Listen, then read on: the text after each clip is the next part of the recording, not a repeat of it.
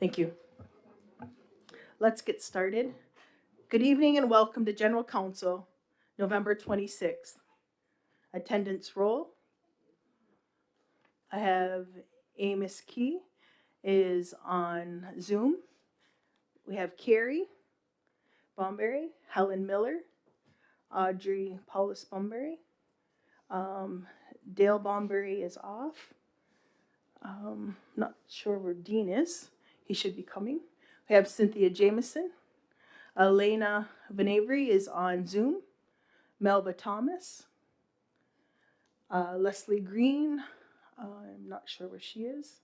She'll be probably joining by Zoom because she's out on business. And Hazel Johnson. And also Greg Frazier is on Zoom. So before we get started, let's take a moment to remember and pay respects to those that we have lost recently. Let's take a moment.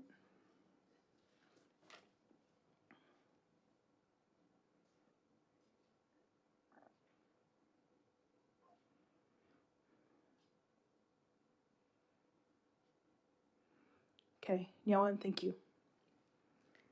Let's go to number 3. I don't see Bonnie here yet. Okay, we were going to acknowledge Darlene Bonnie Davis for 25 years working for Six Nations of the Grand River Elected Council as a research nurse in the Department of Wellbeing. So I just want to read what the words from her supervisor. Bonnie's last day of work was September 4th, 2024. I was only her supervisor for a few months. Bonnie is an amazing person and was extremely dedicated to her job.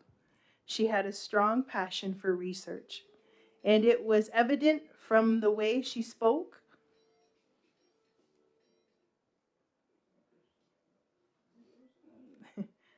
It was evident from the way she spoke that she truly loved what she did. She was a cherished team member, and her absence has been felt. Again, Nyawa, Bonnie, for all your hard work, and enjoy your retirement. So let's move to number 4, adoption of the agenda. Is there any additions or deletions? If not, can I have a mover? Moved by Helen, second by Melba. One item, Melba.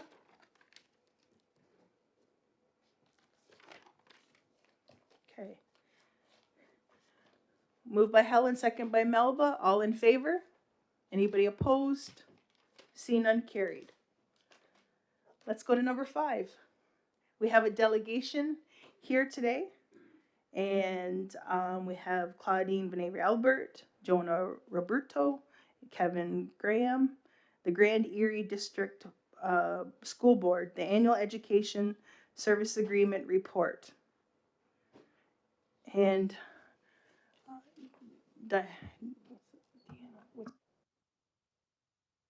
Deneen Montour. Oh, yeah.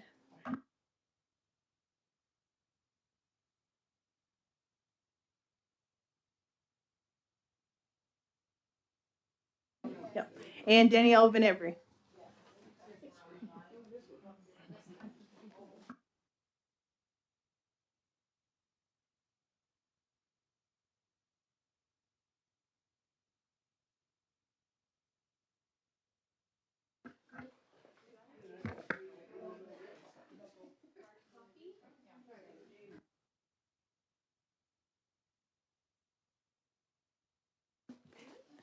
And welcome. So, yeah, as soon as you just push the. Ladies and gentlemen of the council, I would like to introduce to you our team. But firstly, what I'd like to say is we have an education services agreement, which we've had with Grand Erie for nigh on to 50 years. And every year we make a presentation to council and we send the report off to Indian Affairs. And so tonight we'll be talking about last year. And we have with us our Director of Education, Joanna Roberto. And we have here Kevin Graham, who's the superintendent who has responsibility for Indigenous education, and Deneen Montour, who is the principal leader for Indigenous education. And we have Danielle Van Every, who is the Native advisor for Six Nations education. So they have you have the report with you, and they'll walk you through it. Nyao go.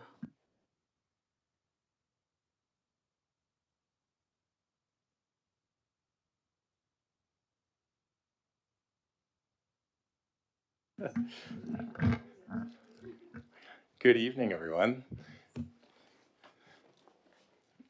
Here we go. Fantastic. Shooing me up here. Join the party. So just while the slide deck is coming on, thank you very much for having us this evening and being able to speak to some of the progress that we've outlined. We've provided you with two documents. So there's one document that states ESA right on it, and that is the progress report that we'll be speaking to tonight.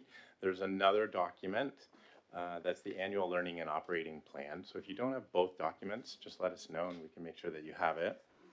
The slide deck itself, like I said, will be reflective of the Education Service Agreement progress report.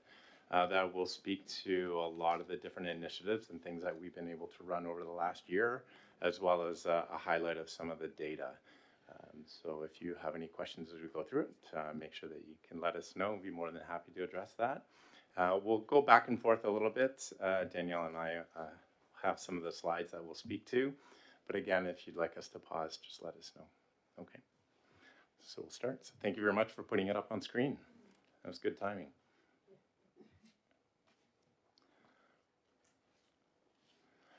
So again, for our purposes tonight, we'd like to be able to provide an overview of our activities and the initiatives that we were able to support last year. And again, as was introduced, this is for the 23-24 school year, so last school year. We'll be able to illustrate some of the supports that we've had in place, as well as our elementary and secondary transitions, a brief overview of our data, highlights from the Education Service Agreement, and then how it connects to the multi-year strategic plan, which again is why we wanted to be able to provide you a physical copy today and some next steps to go with that.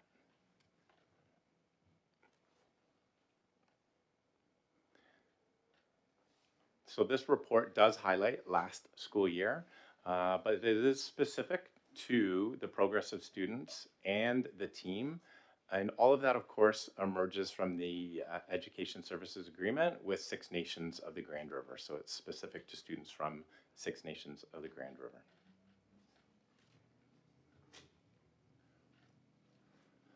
The supports that we have in place across schools include a variety of different types of supports. So you can see up on the screen right now that we're talking about supports that are coming from the Education Service Agreement, as well as supports that Grand Erie has put forward as well. And that include Indigenous Education Services Advisor, a teacher consultant, our Indigenous Education counselors, community liaison worker, our graduation coaches, and of course the Indigenous Education team, which comprises of Deneen, myself, and many other system staff, such as our elementary consultants.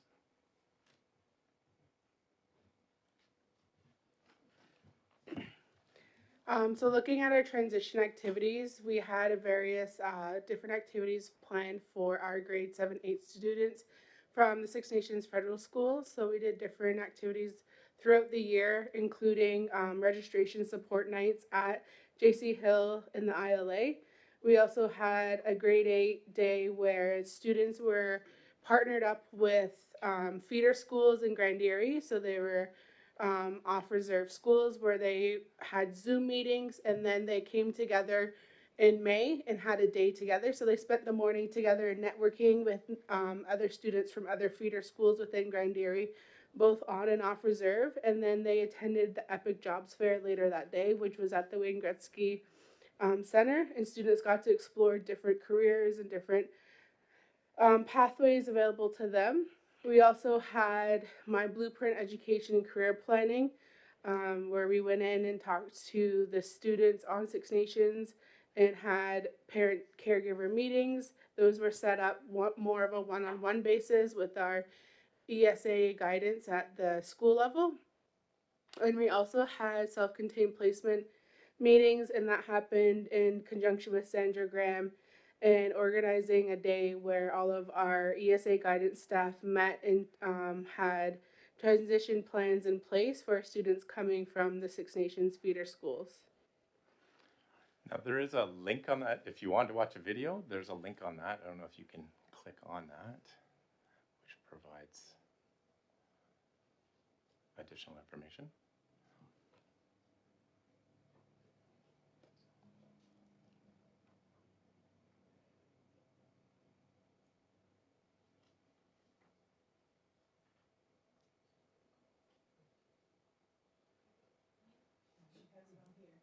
But it's not showing on the screen.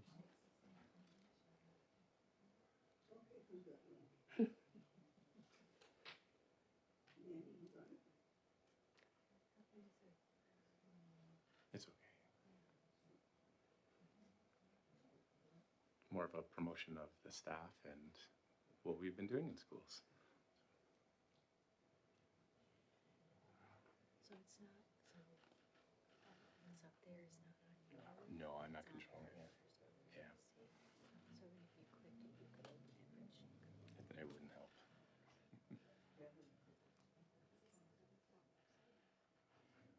This is the one. Sorry, everyone, we have it here. And, okay. Sorry, we can't get it to try to, Or you can share it with your staff. oh, there we go. it is. Yep.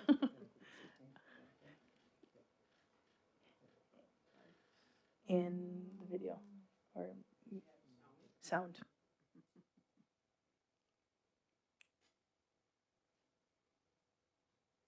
I think you're muted at the bottom of your speaker by the time.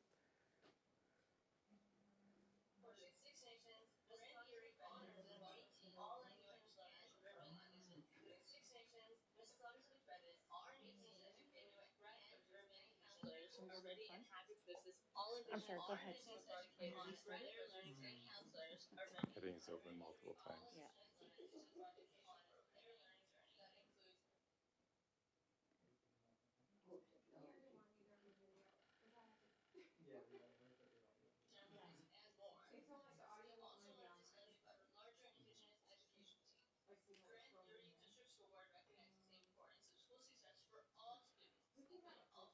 We can provide the link. Yeah, we'll provide a link for all the counselors. Yeah, thank you very Yeah, much. you're welcome. It's a video that helps to demonstrate our campaign in terms of You Belong Here, and specifically speaks to the Indigenous team that we have within Grand Erie. So when you have a moment, if we could share that link, then I think it would be a great video for all of you to be able to watch.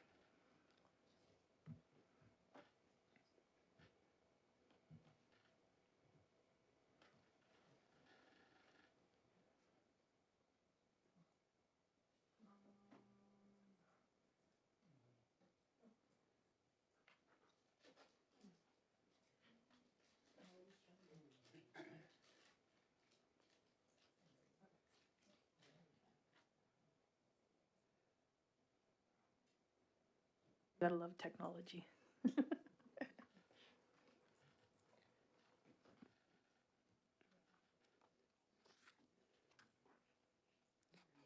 So if you're familiar with the report, this year we moved the data up.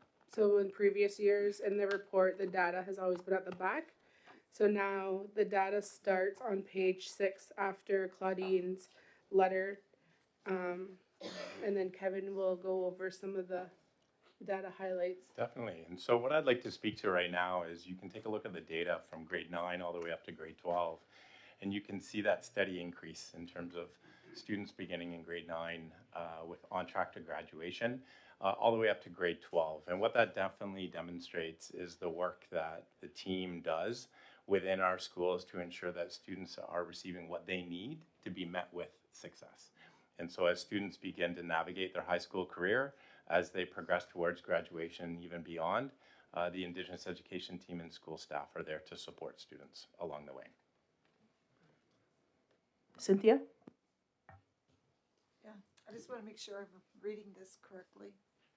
The blue represents the general school population, and the green are the Six Nations students. That's correct. So when I'm looking at it, for example, grade 9, the goal is to achieve 8 credits. That would be a full course load. That's right. Then when I look at it for the Six Nations students, it's 47%.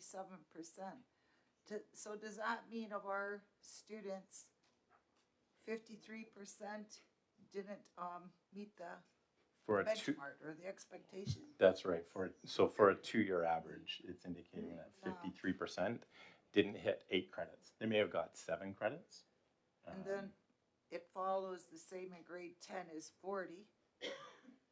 And then in grade 11 is 44. Then in grade 12, it's 57. So a couple of questions. One is, what was done to catch those students up? Because they would have been quite behind to catch them up in grade 12. And I'll ask that. I have a second question, but you can answer that first. Sure thing. So a lot of different strategies or different opportunities are provided to students that might be beyond the 8 credits. It might be something such as credit recovery, alternative education, co-op credits, online learning.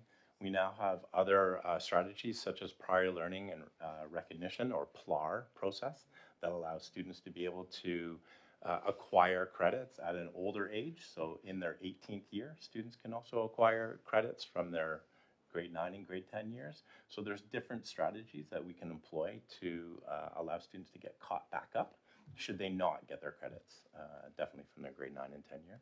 We've got different ways to support students. Thank you for that. My second question is, given this picture, do you have any recommendations? We're not in charge of our own elementary school system, but do you have any recommendations of what might be done to alleviate this? It must be pretty stressing. I remember my daughter went to our school here, and when she went to BCI, as a matter of fact, she was very stressed out, and she was skipping school. And I had to address it with her. What's happening here? Well, she felt so embarrassed, particularly in mathematics and English. So I had to dig in my pockets that weren't very deep, and take her to that Sylvan's school. They do an assessment to see what level they're at, and they have building blocks for learning. That was my own personal experience with my daughter. So you as educators, you must have some insight as to recommendations that we could take up perhaps with ISC. They're in charge of our elementary school education. Mm-hmm. So, okay. So there are a lot of different things, obviously, that can be employed to be able to support students, definitely going all the way back to kindergarten, but as they transition into high school as well, where we put forward a lot of support for students as they transition into high school. Things such as, and a lot of the different things that Danielle had listed in terms of the academic supports. We've also recently been sharing a lot of resources and professional development opportunities through the federal schools, so through Travis, so that information can be shared with elementary educators in the federal schools. Therefore, there'd be opportunities then for educators to learn the same strategies and employ the same types of material that, if they wish to, that we're doing in Grand Erie, to be able to support students as they navigate then from elementary school into secondary school. And I know we have the attendance incentive through Band Council for grades 9 to 12, but maybe looking to expand that for even grades 7 and 8, because we do have, a lot of students in grade 9 who are transitioning in who may not have had, strong attendance in grade 7, 8, and then that expectation of high school and not being able to not being present, and then in grade 7 and 8 they still get pushed through, right? So I think there's that lack of transition there with the expectation of the attendance is really important in grade 9 and being there for school and being there for all the content being shown by the teachers. And this year we had a transition event at JC Hill where we had all of our big 6 schools attend. We had Grand Erie District School Board supports available for parents. And we had about 33 families come out. So we did advertising on the radio and the newspapers. So still trying to really get parent involvement um, at the federal school level so that they're prepared. And we also attended this year for the first time was their parent teacher nights. So our central team kind of split up and we had different teams attend the 4 different parent teacher nights at the federal schools. Greg? Yeah, thank you for your presentation. I just had a couple of questions. I think you did a similar presentation, I believe, last year.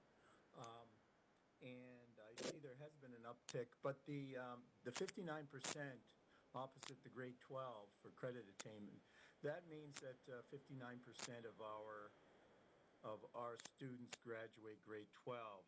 That's not, I think that's correct. And the other is that compared to the non-native population, I think it was around 80%. Is that correct? Is that a correct statistic that I picked up? So on your first point, you're correct in terms of taking a look at the statistics on the screen. 59% of the students were on track to graduate, so being able to acquire the 30 credits. As we know, we do also support students beyond their 4th year, so their 5th year, so on and so forth. You can come back for a 5th year to then get your OSSD. The value that you had quoted there with 80% is pertaining to the 5-year grad rate within Grand Erie. So I don't have the 5th year or 12 plus is sometimes what we refer to in the data that's shown on the screen that could be compared to the 80%. Just follow up, Chief? Yes. Yeah. So what I'm trying to do is get the comparable between First Nation and non-First Nation and their graduation rates. And I think we are a little bit behind non-First Nation grade 12 students. Am I not correct on that? Yes, the value for the 4-year grad rate with Grand Erie is just close to 70%. So the value then, if you were to compare it, is roughly the 60% that you see on the screen with 70% across Grand Erie. Okay, thank you. Audrey? Hello, everyone. My question is to do with attendance data. I'd like to know, do you keep attendance data on our kids, and where is the data? And we also need to look at the elementary schools for the data as well. And I think we need to do a deeper dive on any correlations between that and the marks that are here. So if you would speak to that, I would appreciate it. Sure, I think I heard a couple different questions or statements in there. So the first one I believe you're asking was around where the attendance data is stored. And so our attendance data is stored within our student information database, and that's within Grand Erie. You had asked around correlation between marks and attendance. I don't have that data with me right now to be able to share with you in terms of attendance, but correlating it from a specific student, I don't have that information either to be able to share. Well, can you do it aggregate? Of course we could. Yeah. Can we start seeing that in this data? We can take that back. It is in there, is it not? No. Not in this. This one here. I just wanted to, if I can, Can you come up to the front and speak in the mics just so the people on Zoom can hear you? Sorry. Thank you. If I can, I just want to add some things because I think, first of all, I want to start off by saying your questions are right on. I appreciate the opportunity for us to be able to delve deeply into the data to understand what's behind the number. That is absolutely essential, and that has to be our work. So I wanted to thank you, Councillor Jamieson, for opening the conversation up. I needed to go back to Councillor Jamison's question because I wanted to highlight something. First of all, they're an exceptional team of ESA counselors that are at the schools working closely with every individual student. And I think that's an important piece because we have to understand every student that comes into the school so that we have and ensure that we have a solid profile of each student and their learning, right? Because what we have to do is we don't say we have to close the gap. We have to close a learning gap, but we also have to understand from an individual student aspect is what does each student need. And I think when you asked that question around the strategies, there were several that were listed. So there's not one particular strategy, right? But what the most important part about that is understanding when you ask the question about the transition, that's the key question because they have expanded, the team has expanded. I've seen it in 4 years, the amount of variety of transitions that we're doing. But the most important part that we have to really work on is what does it look like from K to 8, right? And so how do we enter into that from an early stage, right, with the schools here so that we have a better in-depth understanding so that by the time they come into grade 9, we have an understanding of their reading profile, you have an understanding of their math, you have an understanding of their skills, and you have an understanding of your attendance. Because if I can tack on to what Councillor Paulus Bombery is asking, is we know that attendance in anything that we do, right, and achievement have a strong correlation. That's what our research is saying. And so our strategy in Grand Erie is a 90-90 strategy, right? We need to get kids there, right, 90% of the time. So because when you add up 1 day of instruction a month that's missed, that's 300 minutes of instruction, right? And so if you think about the fact that if you have a student who has missed, right, 5 days of instruction, that is 1 week of instruction, right? And you times that by 10 months, that correlation does have an impact. So what we really need to do is hone in on the correlation between attendance, achievement, and well-being, because all 3 of those strategies have to come together. And I think that that's another aspect that I think you raised that is extremely important when we're looking at this, because you can't look at it in isolation. You also have to keep in mind that the students, that the data that it represents, it's also a small cohort, right? So you also have to unpack the small cohort per grade in ESA. And then when Councillor, I should know, Fraser raised the question, right, in around non-Native and Native. Please understand that in the data that you see in the Grand Erie data, you also have off-reserve students in the Grand Erie data, right? And so that full complement for you when you're really looking at some of those pieces, because some of those students could be, right, coming in from elementary federal school into the system at different stages, we also need to look at that bigger picture too. So I kind of wanted to point those pieces out because I think that this is a really important moment and pivotal moment to actually push the learning forward, right? And it's a learning conversation that we need to say what's behind the percentages that we see. And that's what I just wanted to highlight. Thank you. And I'm just going to kind of add on to what the director has said, in that we also have to take a look at the cultural piece. I think we have to look at the identity piece for these students. We can talk about attendance, we can talk about credit accumulation, but I think all of those things have a lot to do with how well we prepare children to do the transition and how well we greet them in the high schools around the cultural piece, around who they are, around helping them to understand that where they fit in, because that is part of the struggle that they have. And if they don't feel welcomed and they don't feel belonging and they don't feel like they fit in, then they're not going to attend, or they're not going to be engaged in the class. So that is one of the things that the ESA staff and the Indigenous education team work on, is bringing that culture into the school, not only for our own students, but for all students, because that is also our job in the board, is to teach others about who we are. And we don't want to miss another generation of students coming through not knowing that cultural piece and that cultural information of our history. So that's, I wanted to add on to that as well. Okay, so we have this presentation to get through. Audrey's going to do a follow-up, and then if we can get through the presentation, and then we can get your questions. Sorry to slow you down, but this is, as you say, it is very pivotal. I think it's time that the federal government, schools, started doing this research and started working more closely together with Grand Erie, because we're taking them here, they transition. Transition is rough.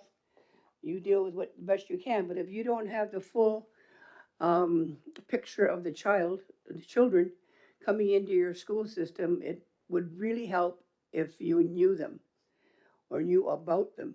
But that's going to take some doing to get that data released. But you're prepared to release the data, right? Between us and Six Nations, Together and share data. yeah, our education service agreement speaks to sharing data. Okay, so that's, I think, one of our next moves we need to go to, Joanna. Because we just keep talking about this every year, and we have to do some action on it now. You know, Claudine, then we'll get back to the. Yep, if you can come to the front, and just so people can hear you, and then we'll get back to the presentation. In an effort to get through the presentation, which I think is a good idea, I'm suggesting that if counselors, once they've gone through the reports again, if they have questions, send them off to me and I'll field them out to whoever can provide an answer in Grand Erie. Would that work? Okay, we'll see what we get through for tonight, and thank you. Go ahead.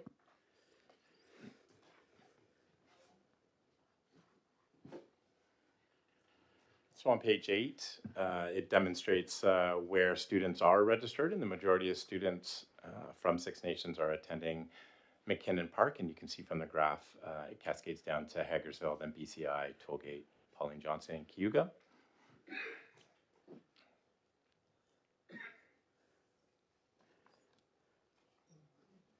We're going to hold to the end. Questions to the end. And this continues to speak to, this is actually just a screenshot of the one graph that we were speaking to before around the 2-year credit accumulation. So I think we can just go to the next screen then. And I wanted to be able to provide a little bit of an overview of what you might be seeing actually on page 7. So page 7 starts to indicate then the credit accumulation, and it starts to segment it by the number of credits. So in other words, if a student was to achieve 6 credits, which is speaking to the first 2 blue boxes on the right-hand side of the graphs on page 7, those values then start to indicate what a graduation rate would look like within 5 years. And so again, it starts to speak to some of the students in terms of their progression through secondary school. And you can see that the credit accumulation rates increase from grade 9 all the way to grade 12. By close to 70% of students in grade 12 are achieving credits and are on track to graduate within that 5-year range. So that's what this data is demonstrating.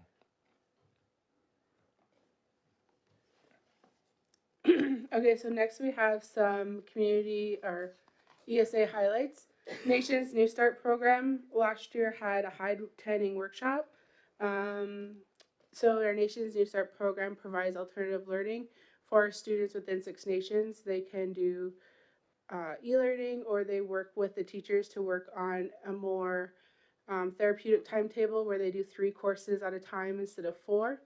They can also have opportunity to do co-op or different workshops with our cultural mentor to help re-engage them into academics in the learning experience.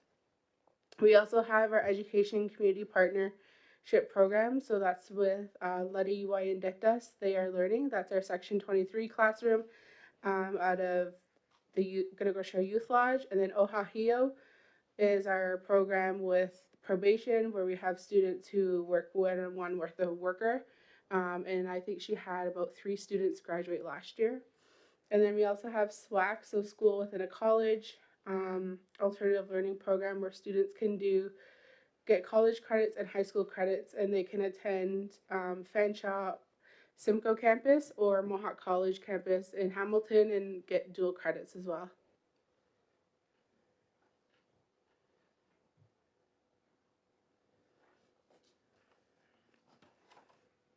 And then on page 12 of the report, we have data on our native languages and native study courses of the enrollment.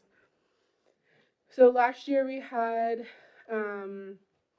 62 students take Cayuga Language Level 1, 9 students Cayuga Language Level 2, 34 students take Mohawk Level 1, 7 in Mohawk Level 2, 43 in Ojibwe Level 1, and 5 Ojibwe Level 2. So these numbers also include in-person and e-learning options.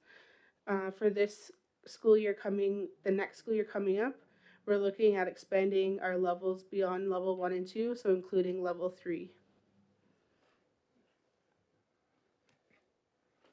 So in summary, we've got some next steps to be able to give highlights as to where we're going. So continuing to utilize technology to help support some digital platforms for language development, curriculum support, as well as updating our portals so that we have more of an Indigenous presence.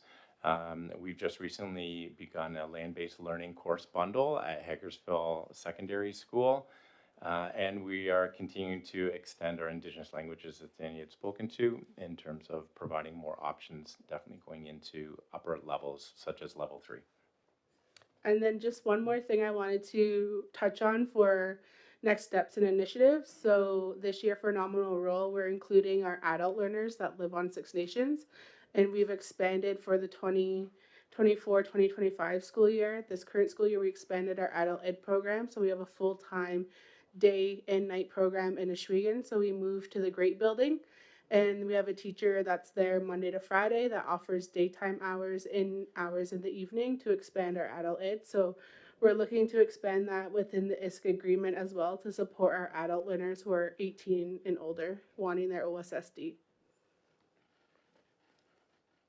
As a continued support for educators in the classroom, there are teacher requests for community supports, as well as learning from the land and continuing support through our Indigenous professional learning environment, which we house many different resources for educators across the district, both elementary and secondary. And then just going back, if we could go back to the last slide, on page 18, we just wanted to celebrate McKinnon Park. They won OFSA championship last year for boys field lacrosse. So last year, our central team invested money into the lacrosse program across the board. And then we also had a community coach, Jason Johnson, who has volunteered 20 years to McKinnon Park. So last year was his 20th year being a volunteer coach and supporting the boys field lacrosse program at McKinnon. Thank you. And professional development, of course, is incredibly important. And so the development to actively engage in Truth and Reconciliations Commission's calls to action included things such as resource implementation, professional development, and you can see on the screen examples of speaker series with Indigenous community members to be able to support knowledge.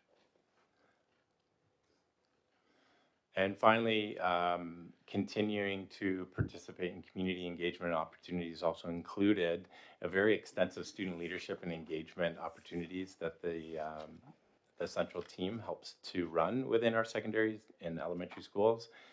We also have got Indigenous Education Advisory Committees, the Six Nations Advisory Committee, information sessions, and Danny had spoken a little bit earlier around our transition planning and the supports for students, not only in grade 8, but we do extend further into grade 7 and even grade 6 within elementary schools.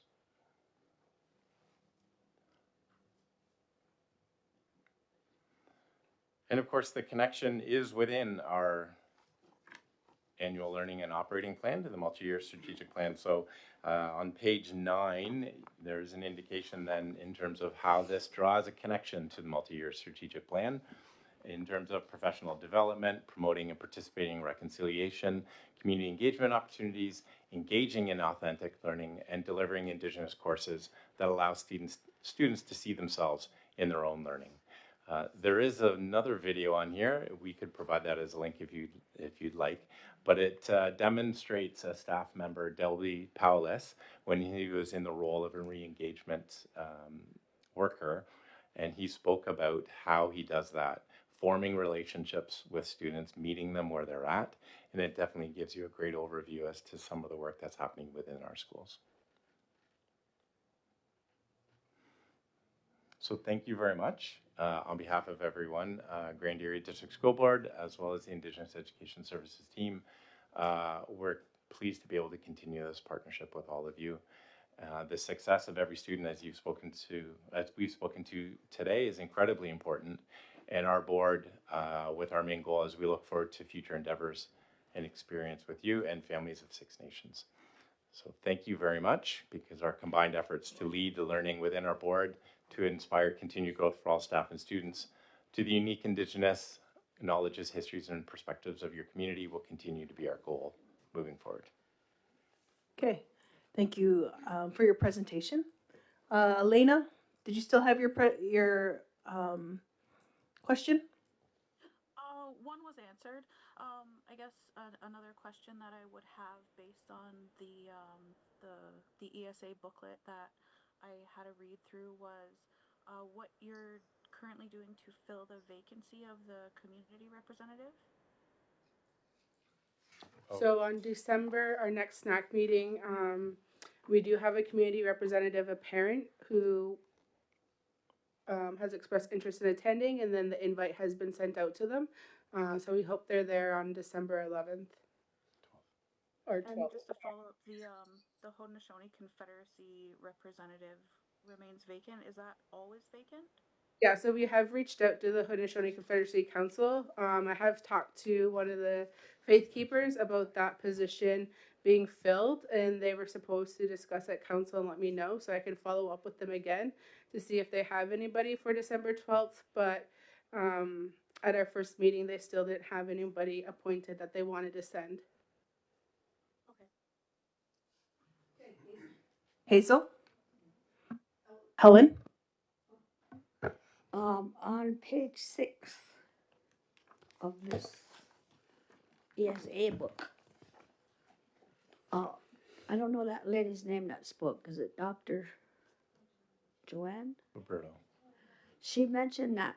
So if I'm hearing what she said, the 79%, and I'm looking at grade 12, Six Nations students are included in that 79% too, the ones that live off reserve, right? Yes. So the Six Nations data is only the ones living here. Yes. I always thought our Six Nations students were Six Nations students no matter where they live. So that's good to know. That kind of makes our 57 not look quite so low. So if you know we have students in the 79% too. The way we are able to capture data within our Power School system isn't inclusive of the Six Nations students who live off reserve, and students who self-ID could also be in that 79%, but the green is just students who specifically live on here. Six Nations. Okay. My other question and concern is McKinnon Park. If you drive down McClung Road, there's another whole new Caledonia down there. There's so many houses going up.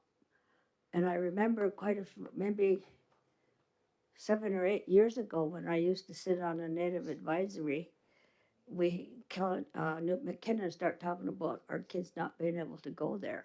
So they were having these big community meetings, and I went to all those meetings and everything. And I'm wondering, and I noticed if you drive by McKinnon, their whole yard is practically filled up with those little, what do you call, portables. So I'm wondering, with all of the people moving into Caledonia, are they going to be starting to want our kids not to go there again? Is it coming up at all? Because it was a real concern when they said, because we know most of our kids like going there, eh? Mhm. So this is what I can share with you is, so, so we have some schools in our district, so I don't want to take too much time up, so please, I'll do it as quickly as I possibly can because I'm passionate about the work that all of them are doing, and I don't want to take away from that. That's a different question, and so just to give you a very quick synopsis of what happens in a school district, in our district we have 3,500 vacant seats in secondary school. That is across our district of 14 schools. And so that what happens is in some schools you have overcapacity, right? And in others you don't. And so at this point in time, from a provincial standpoint, the boards cannot look at those because of the accommodation reviews and moratoriums on accommodation reviews.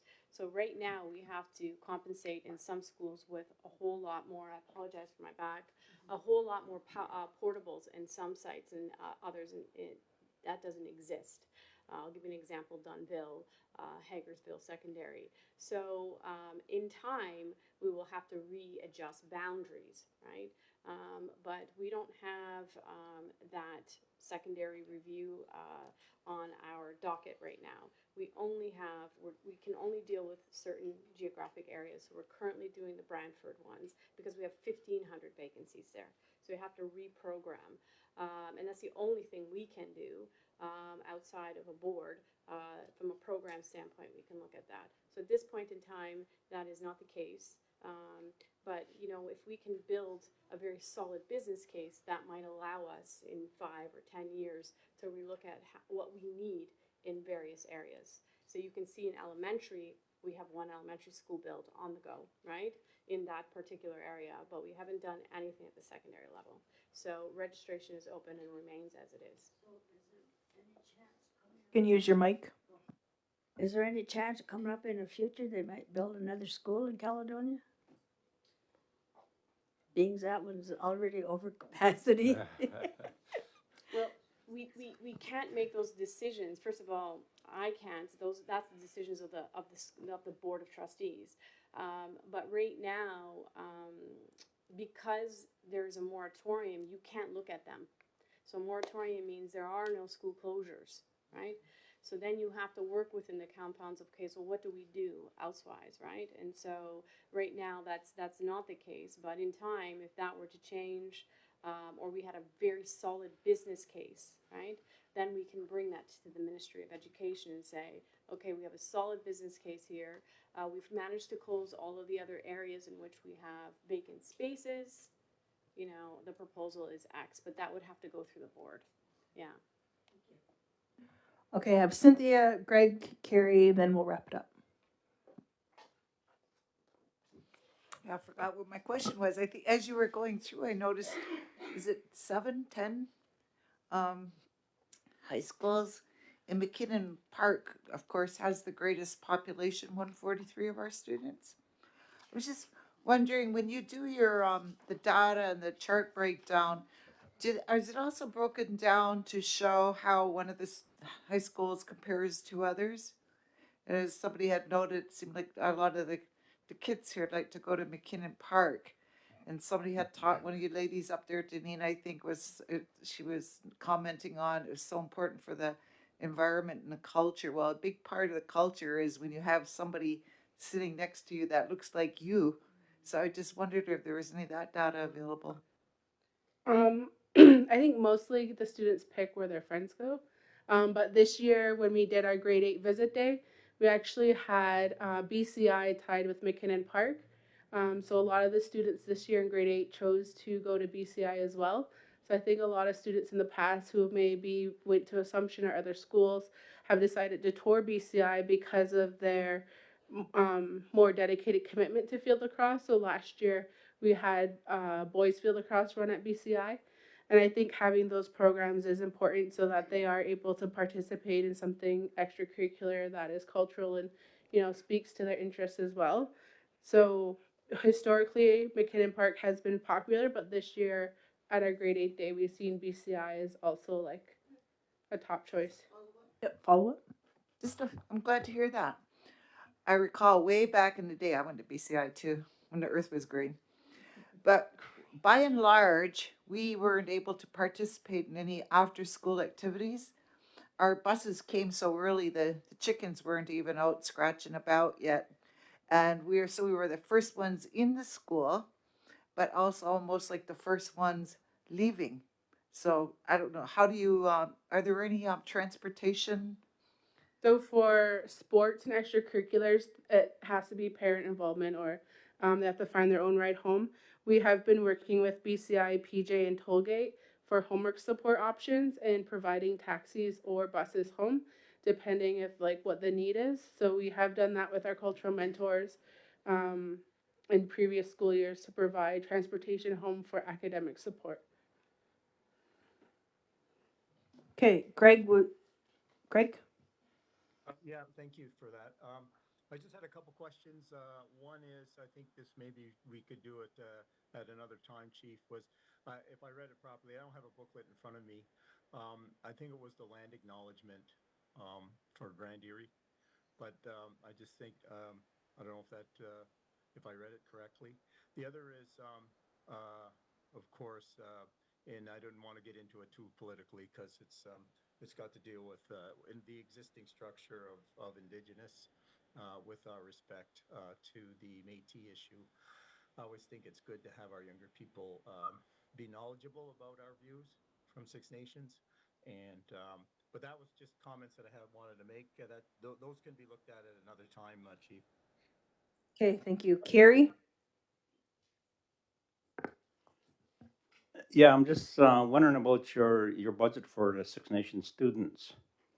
Like the student level is increasing, so does your budget increase? And the money that you receive, is it being expended? Yes. Yes. As the number of students increase or decrease, it adjusts accordingly, and those funds are then used. Okay, last one, Elena. Thank you. I was looking at the EA numbers for high schools. It seems like, and I'm just thinking of the conversations that council has had around the Jordan's principle and the number of support workers that we have for elementary students right now, and the need seems to be very high. I'm wondering if there's a disparity maybe with the supports for students in high school. There doesn't seem to be very many EAs per high school. So this number so it's on page 11. There's a chart of our education assistants. These are covered through the ESA agreement with ISC. This is separate than the Jordan's Principle EA workers that students may receive. So at Grand Erie, we still do have a policy that allows students to have a Jordan's Principle EA one-on-one worker. So when we went to our meetings this year and last year, we advised parents of that process and advocated for them to begin new Jordan's Principle applications now for next school year for grade 9 because there is a certain hiring process that has to be met through Grand Erie, but this parent still has a say in who that EA worker is. If the worker doesn't meet the criteria that HR has set out, then the parents do have a say on a different worker that they want to refer. And then that person would send their resume and cover letter to the principal of the school that they're going to and then go through the hiring process that way. So this chart doesn't include our Jordan's Principle EA one-on-one workers. Thanks, Okay, Danielle, for that clarification. okay. Audrey, last question. Thanks, Chief. Last question is on summer school. Can you explain to me what you do for summer school for our students, please? So students from Six Nations can still register just as any other student to be able to take courses through Grand Erie. For the last couple of years, all of our summer school courses were offered online, and therefore students can also take advantage. So students from Six Nations could also take advantage of those courses just like any other student. Okay, again, thank you for coming in. Melba, can you use your mic? I just have these two questions for Dickie. She said she would take phone calls and try to answer, so I won't take too much time. With the two immersion schools, are we continuing to have difficulties with grade nines being successful with their credits? The other one is similar to Audrey, concerned with the whole individual. What are the barriers that these children are facing personally? And is your counselors connected to our programs, of which many of the families may be getting counseling? So those are the two questions, and Dickie, I'll be in touch with her. Thank you. Okay. You want to answer? Yeah, Go I can ahead, answer it Dickie. now. Oh. So like recently we've had a death of a student at one of our schools, and we provided extra support at where the sibling attended and where the student attended. So we had support come in from the Six Nations community. We had counselors come in and offer support to our students that needed it around that bereavement time. And we've also do work with community organizations to provide programming at lunch or within like an afternoon period or in the morning period. So we've done partnerships with Six Nations mental health and well-being, and we've also done partnerships with Gunakashra, and they've run like girls groups at our secondary schools. Did you want to? Can Yep. I just kind of Yep. sum up Go ahead. Sure. about education in general? It is true that our students struggle with the transition from grade 8 to grade 9. It is true that we don't, Grand Erie and Six Nations schools does not have as close a relationship as we could have or should have. It is true that Six Nations does not control its own education. We're two communities in the whole country where that doesn't happen. And it is true that our children are smart and they can all get through high school. And it is true that we need parental support. And I call to your attention the fact that we have an annual general meeting coming up in the spring, and we invite and encourage all council to come. Some were there last year, and we especially encourage council members to encourage their constituents to join us in the spring so they can get a better idea of what's happening with their kids for 4 and 5 years. I think that's really important. So we've come a long way. Probably all of us went to either Haldeman schools or Brant County schools, both of which are part of Grand Erie now. And there was nobody there that looked like us. Nobody to help us. We just kind of had to struggle along on our own, right? But now there are probably, I don't know how many, 20 First Nations, Six Nations people there to help out. So I think working together we can do more to make our students more successful. And kudos to Grand Erie leadership because things are happening. Now go. Yeah. Okay. Thank you for coming in tonight and sharing your presentation. Thank you. Now what?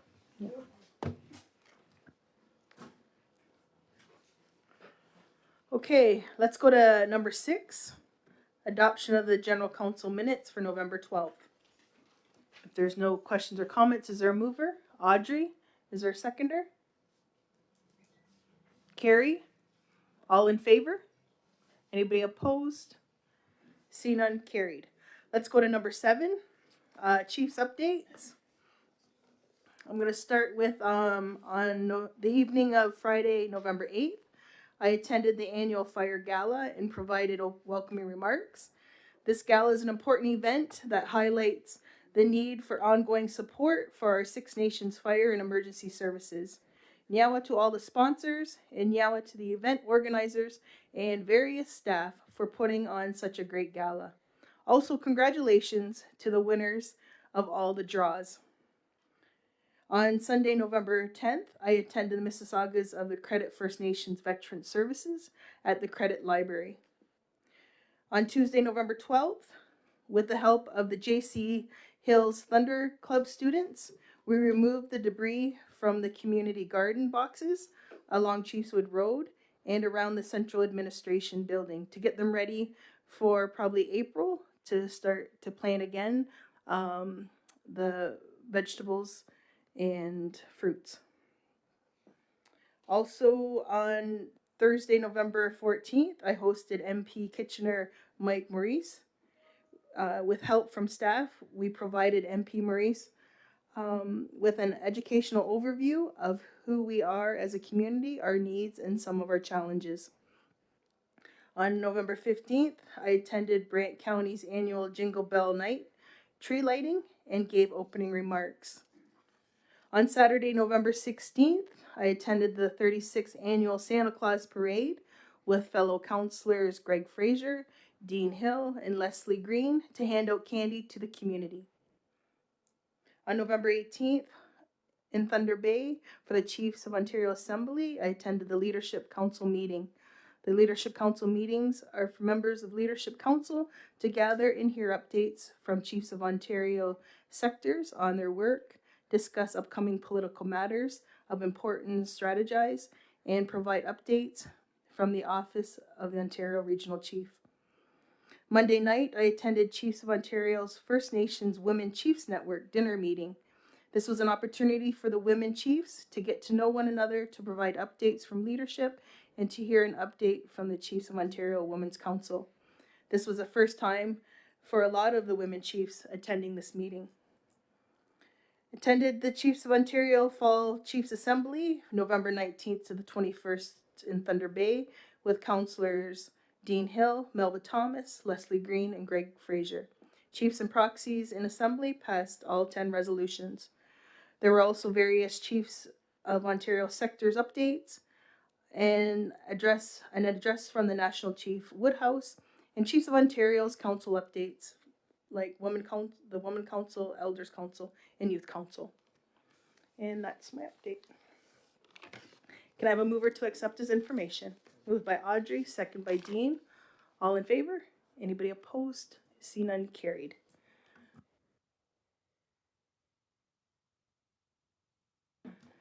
I just want to make sure they can get out. Yeah. Also, let's go to number 8, recommendation from social services. This was the one deferred from general finance. Whereas the heating, ventilation, air conditioning units, the HVAC in the east end of the social service building at 15 Sunrise Court requires replacement and subsequent interior demolition, and replacement is now required for substantial completion of the expansion. Whereas project manager K.L. Martin and Associates has reviewed and approved change order number 13 in the amount of $874,017.47 for this work. Did you want to add anything, Jennifer, to it before I go to their as? Thank you, Chief. So if you recall, this was deferred from general finance because we needed to get a confirmation on the source of funds should Indigenous Services Canada decline our application. Social Services and myself went through the existing reserves. That was with Social Services. And there is enough in their capital reserves to pay for this should it be declined by Indigenous Services Canada. And with that, so therefore it be resolved that change order 13 be approved for signing by the Chief Financial Officer to execute the work with funding of the project to be sourced from existing social services reserves of the prevention funding should Indigenous Service Canada decline the additional costs. Is there a mover? Moved by Cynthia, second by Melba. Any questions? Audrey? I guess my question has to do with should ISK decline. has this been taken to ISC for approval? I believe that the application's in process. However, if we delay on waiting for the approval from ISC, because we know that sometimes that can be delayed, it would compromise the project being completed on a timely basis. So we are moving ahead with the application with the intent of it being approved. If it does not, then we'll bring it down to back to council for political advocacy. But our fail-safe on that is ensuring that we have the reserves to be able to sustain it. Okay, yeah, Helen? yeah, I just question putting, in here that we have the money if we need it. If ISC reads this, they're gonna say, well, we don't have to give them money, then they already got money. So I question putting that in here. Thank you, Councillor. I agree with that. That was the request that was asked at General Finance, was that we identify a source of funds just in case. I thought about it after I got home, because I thought, we shouldn't be putting that in there, because ISC is gonna read this and say, oh, they got money, we don't have to give them none. I can follow up to that. I mean, we do have a capital reserve that could sustain this. However, I am 100% certain that there are other things that we could show that we could use that capital reserve for. So I think that even in the event that that information is used against us for this, we could come back with a number of capital projects that would be for the social services buildings that would counter that. Okay. So it was moved by Cynthia, second by Melba. All in favor? Anybody opposed? See none carried. Waive second reading. Moved by Melba, second by Cynthia. All in favor? Anybody opposed? See none carried. Let's go to number 9. Council reports. Cynthia, for your report. Thank you. Yeah, this was I must say, a very interesting meeting that I went to. It was the annual joint gathering, ISK, and interesting for a number of reasons. I'll do my highlights of the sessions I attended, but interesting, just even the terminology, the name of the meeting, joint gathering, annual joint gathering. As a lot of you will be aware, it was only maybe 5-6 years ago. There used to be, everyone's familiar with FNIP, First Nations Indigenous Health Services, used to be under Health Canada. It is no longer under Health Canada. It's been incorporated into Indigenous Services Canada. So thus, again, in the backdrop to all of this is, remember the federal government's action plan, the inherent rights framework for us. So when you look at what's going on against that framework and the annual report to Parliament from ISK, you can see that they've been, in their action plan, they've been busy. And joint, as I said, it was joint ISK, and of course their FNIP, which is First Nations Indigenous Health Services, as I said, it's been incorporated, but also their provincial counterparts have a big role and presence at this meeting. Some of you will be aware of what's being offered to folks being the health transformation. You aware of that? That involves all of these partners.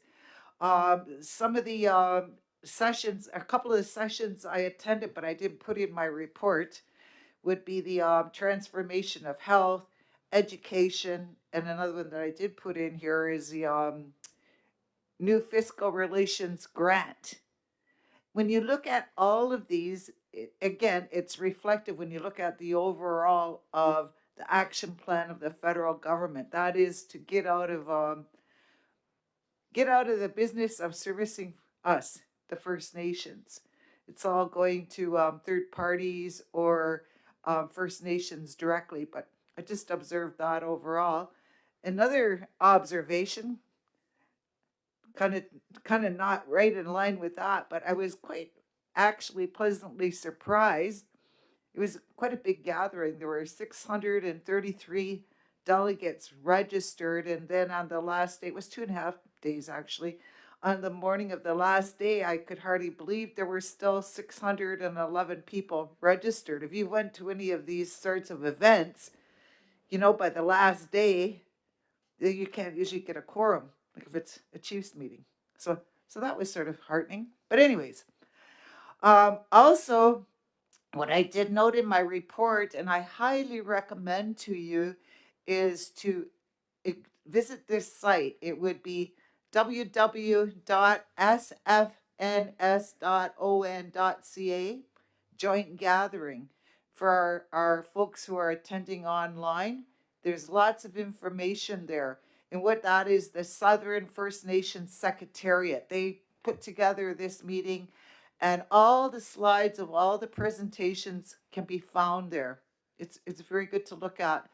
And for example, on the very first day, the opening or the first address was by the Ontario Regional Director, Michael O'Brien, and the regional executive, the FNIB, First Nations Indigenous Health Services, Lisa Westaway. Remember I told you they've been incorporated into ISK? They didn't say a whole lot, and they reference this report that also, if you look on that Secretariat site, the report's there. But something interesting I wanted to draw to your attention. In this report for 23-24, they show the actual ISK spending for Ontario, which is 46.5 billion. It's an increase of 28.1 billion over 21-22. And what accounts for this huge increase, of course, is the child welfare settlement, or the proposed settlement, and Jordan's principal and community infrastructure. And I wanted to note that for ISK, when they're doing their budgeting and they have these figures, there's 10 regions. Each of the provinces, the Atlantic, they shuffle all together. So with those provinces and the Atlantic, and throw in the Northwest Territories, the Nunavut and Yukon, Ontario region gets 3.98 billion, which is pretty sad. Pretty sad because when you look at our population overall, we have in Ontario 374,395 members. In a percent, that's 22% of the overall. And when you look at those figures I just gave you, we don't even get 10% of that funding. So we need to do something about that. That's just so bad. Anyways, if you look in there, there's all kinds of interesting information like that. Some of these figures I pulled from other spots as far as like population.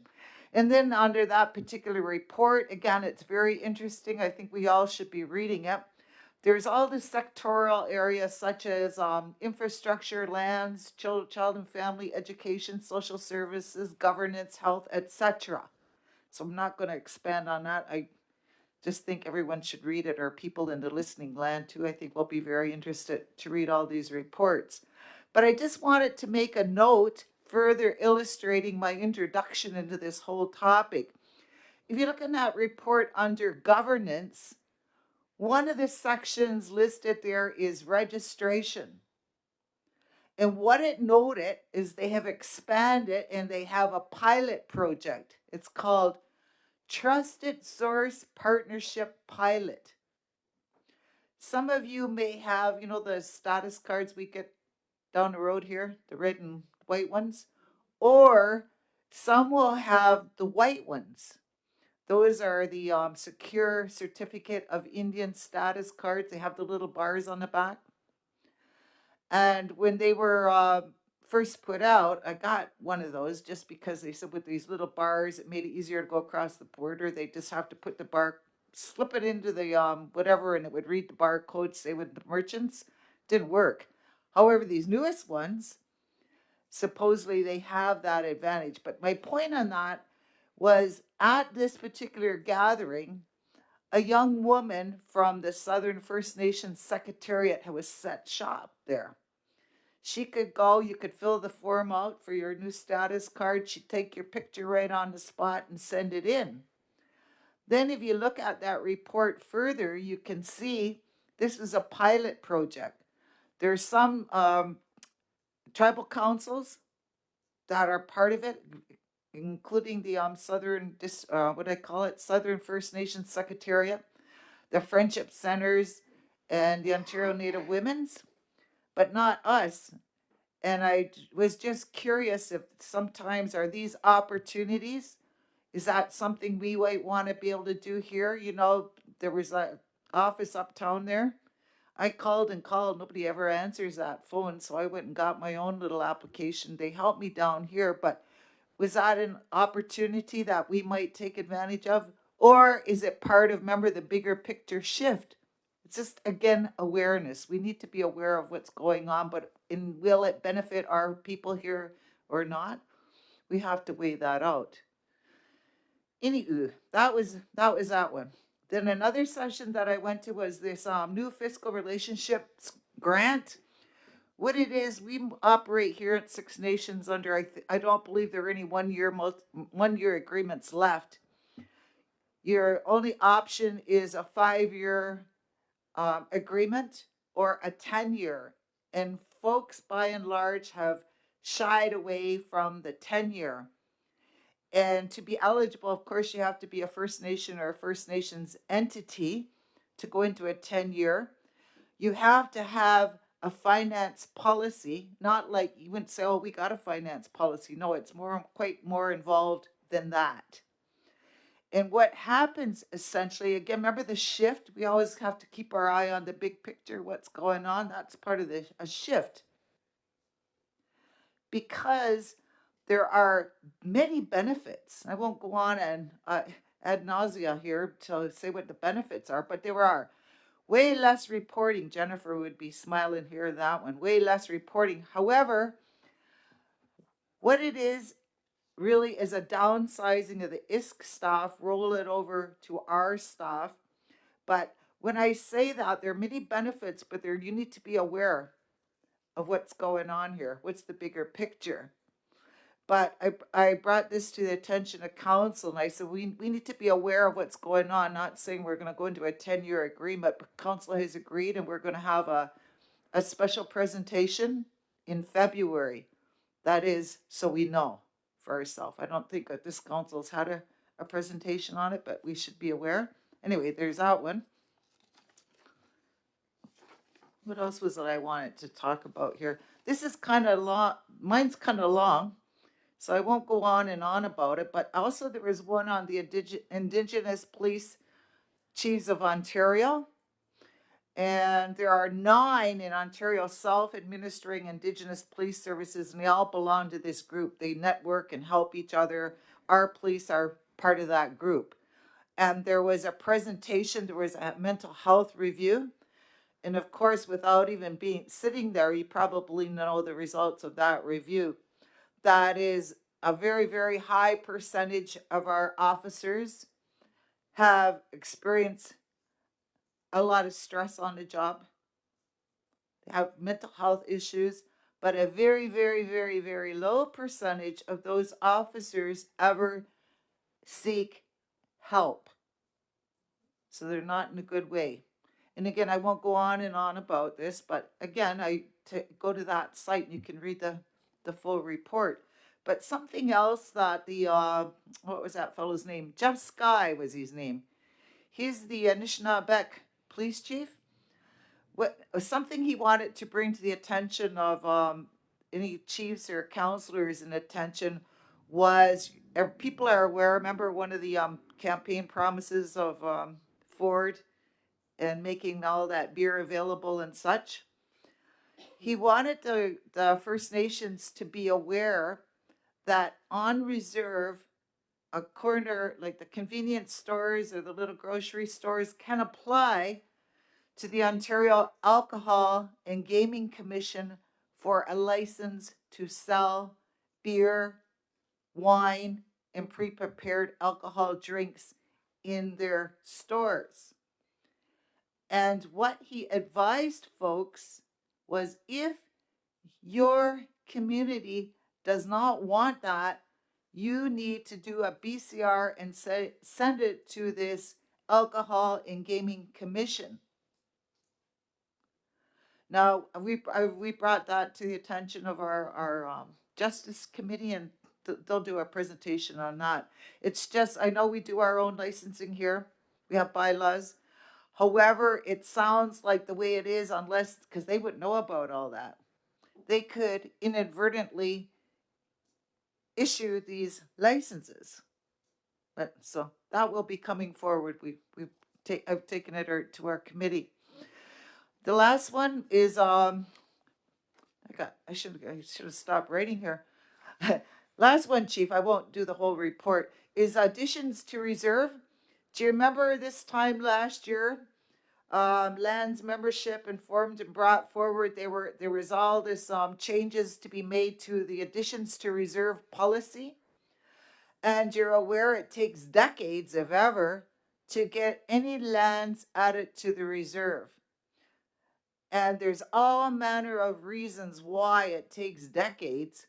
One is will. There is no will, has been no will by the federal government.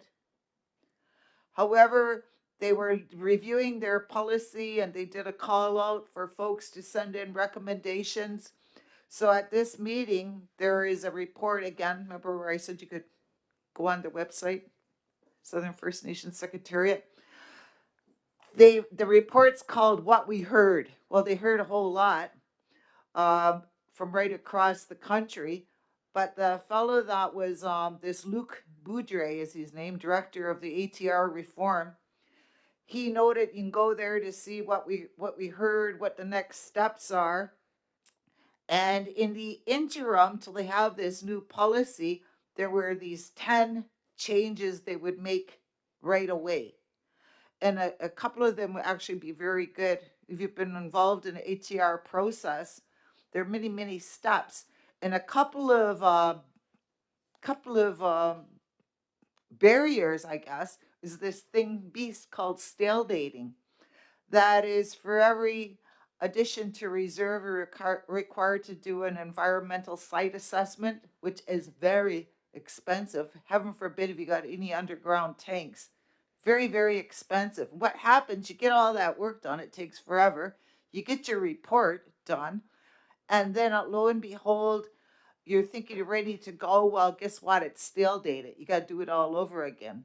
Same with these surrounding municipalities or other First Nations. You have to get a letter of, what I called it the letter of non-objection, because they would be complaining that if we take over this land, they're going to lose their tax base, et cetera, et cetera, et cetera. So one of the another change I understand is they won't have veto power over this. But again, look in that site I told you about, and the full report is there. So a couple of bright spots anyhow. Hopefully we won't have to wait another 20 or 10 years to have that done. But I'm going to, or closing the gap. I want to do this last one. Can I, Chief? And then I'll after skip a that, couple. can you just repeat that site for them again? Oh, sure I will. Yeah. I'll skip a couple of these. This was another really good one. This was called Closing the Infrastructure Gap. And the presenter was Matthew George. He's the senior policy analyst for housing and infrastructure with the AFN.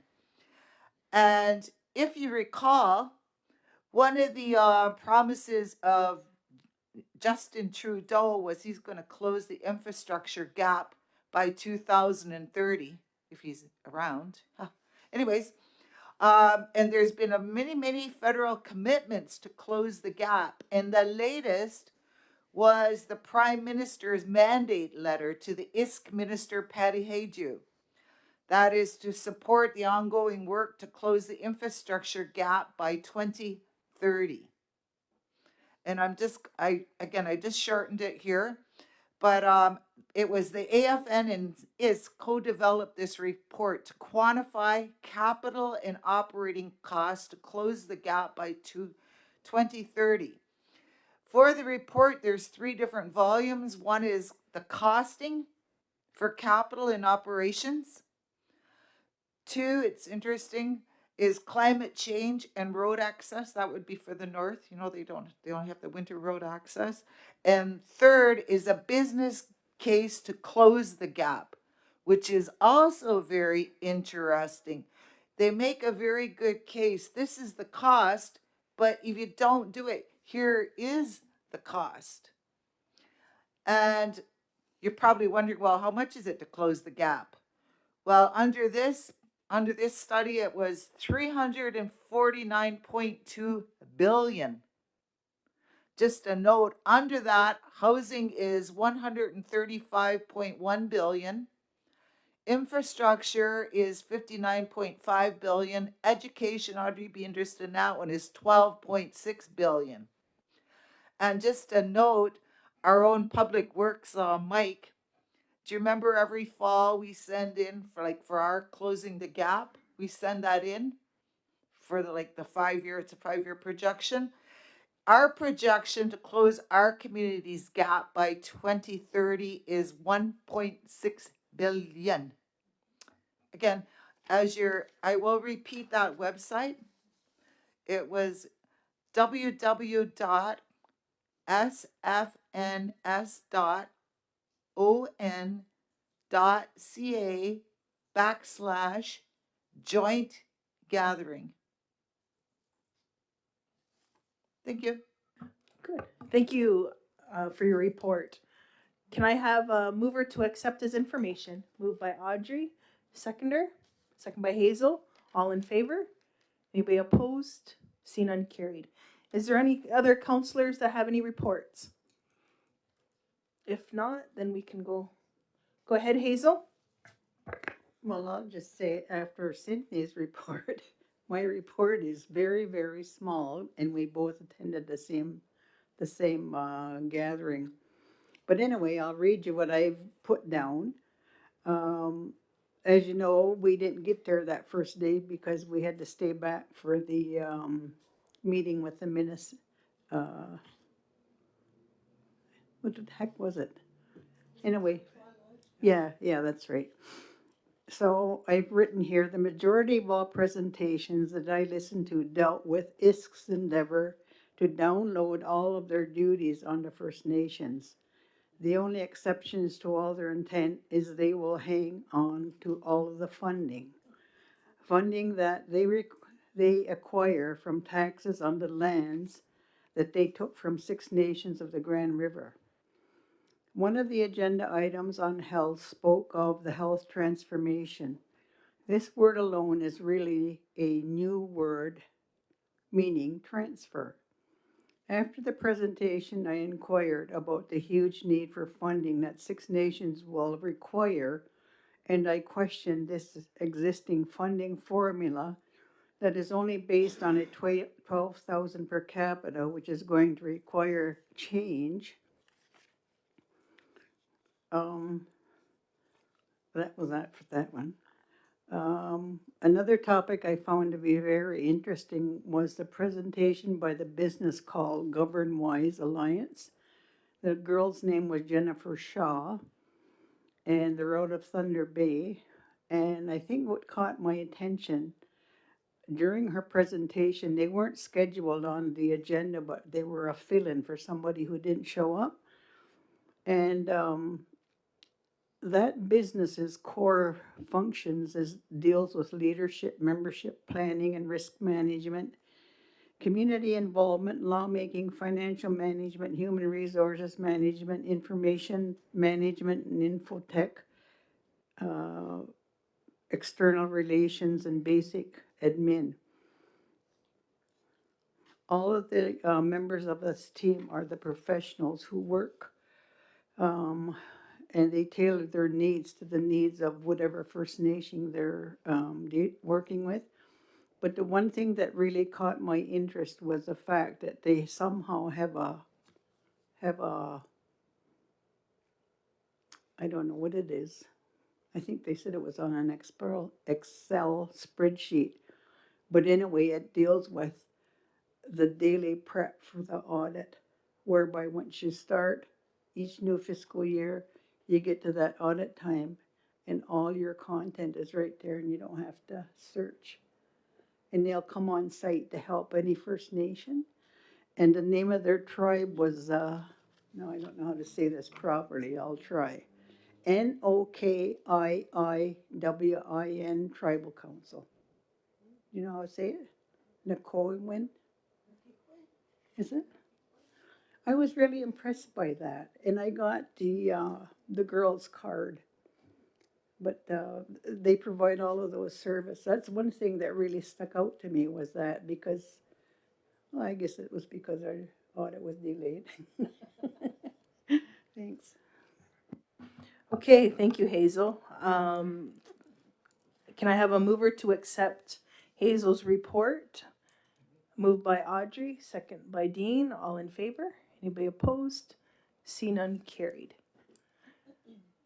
Is there anyone else? Helen? I don't have my reports, but what I'm going to be doing now from now on though is doing a monthly. Write my reports on a monthly basis and then just doing it monthly instead of doing it every time we meet. So I'll have that at next council meeting. Okay, thank you. So let's go to number 10. Updates from committees. Number 1, Education, Language, and Cultural Committee. Audrey?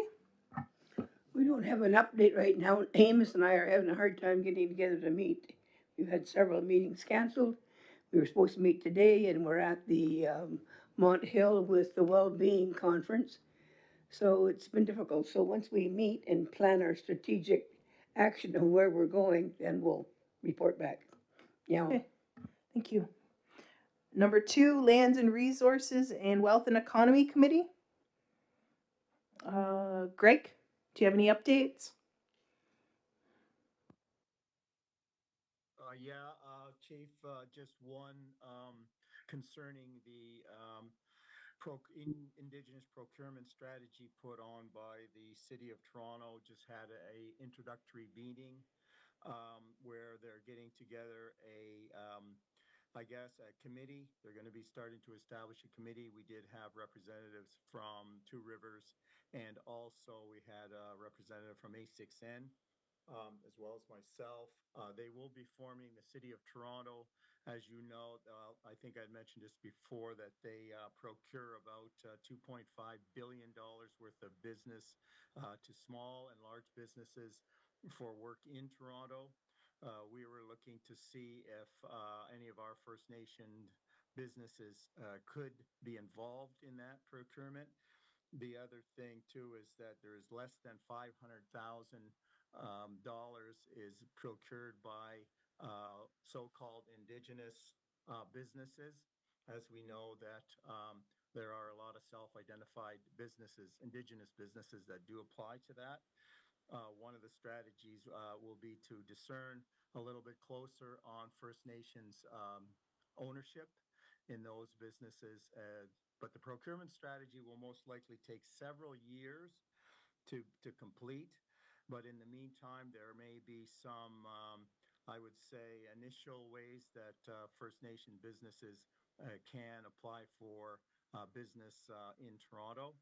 So we are making some, I guess, start in terms of looking into the possibility of First Nations businesses being involved in the City of Toronto. But before that, I think they are going to come back to Six Nations, and they're going to help devise an engagement strategy and invite businesses on our reserve, but that probably won't be for several months. The strategy session, they think, may take up to 5 years. We tried to stress the fact that is there a possibility that something could be started or our First Nations could be involved a little earlier. But that was the only thing that was new, and that's still in a working process, and there's still a lot of work to be done on that.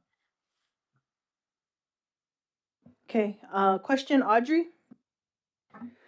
Greg, I wonder if it's possible for your committee to look up the fact that on the news recently, the government was working with First Nations University, and they have removed 1,400 businesses from the procurement list who are allegedly First Nations, and apparently they're not.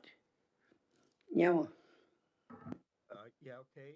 Yeah, when I'm back, then yeah, sure, I can get more information from you, Audrey, on that, and we can, yeah, bring that to committee and do further research and investigation on that. Can I have a mover to accept the Lands and Resource and Wealth and Economy Committee as information? Oh, hang on, we got a question. Helen?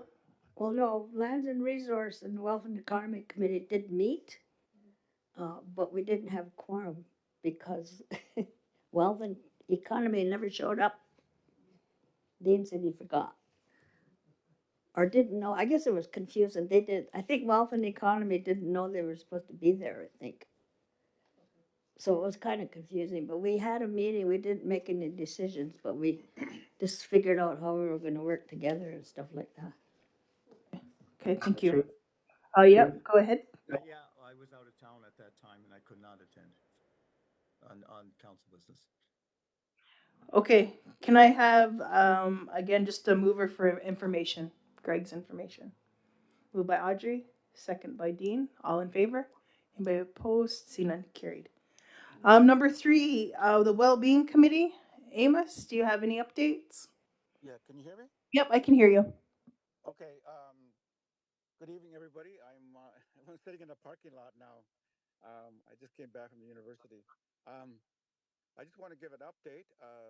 We are having a Path to Reconciliation conference over at Mont Hill. It's been going on just today and tomorrow. I gave opening remarks on behalf of the Six Nations 59th Council and on behalf of Chief Sherry Lynn Hill this morning, and trying to give words of encouragement to our stakeholders and our partners, external partners, and more importantly to our great talent and our staff, to hold them up a bit, to make sure that we are behind them in the well-being portfolio.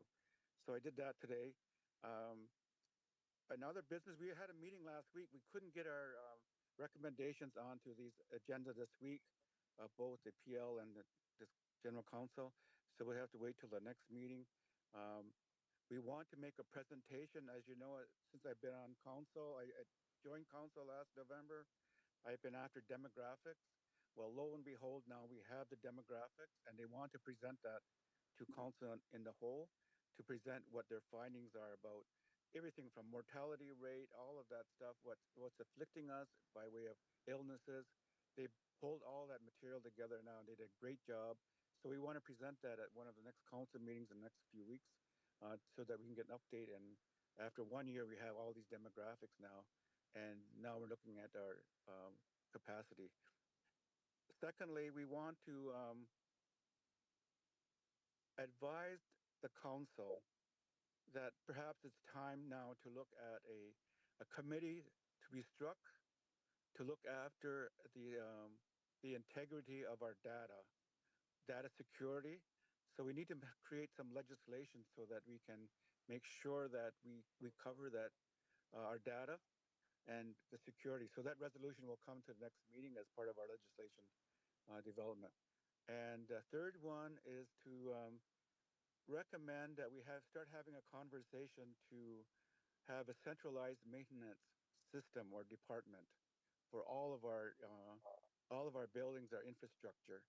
So that was brought up, and we discussed that. So we want to make a recommendation to the next council that we have a conversation about centralizing our maintenance. So that was the last one that we're going to try and present. We tried to get it on tonight, but again, because of our short turnaround, we couldn't get it on this week. So I just want to advise you that's what we're doing. But just before that, that was the well-being. But I just wanted to let you know that we've been talking, as you know, different committees here about branding Six Nations in off externally off the reserve and into Toronto. I've been working with the Toronto Raptors communications. Um, Again, it takes like 5 years to create some new communications within that organization. I had a meeting with them last week as part of my work at the University of Toronto, and they want to create a set of jerseys that spell Toronto in the Mohawk language. But it takes like to do all of that, as Greg just mentioned, it takes 5 years for these things to happen. It's going to take 5 years to get to that level as well. So hopefully we'll see that our language will be all over the Toronto Raptors in one set of their jerseys anyway. And so I've been trying to counsel on that as well. So that came out of my work at the University of Toronto. And I also went to I put before the University of Toronto. Cynthia already reported on the infrastructure gap of $349 billion. I said before the School of Architecture whether there was a appetite to grow a social conscience there, and whether they could be a part of this initiative and maybe an incubator for an architecture for our infrastructure.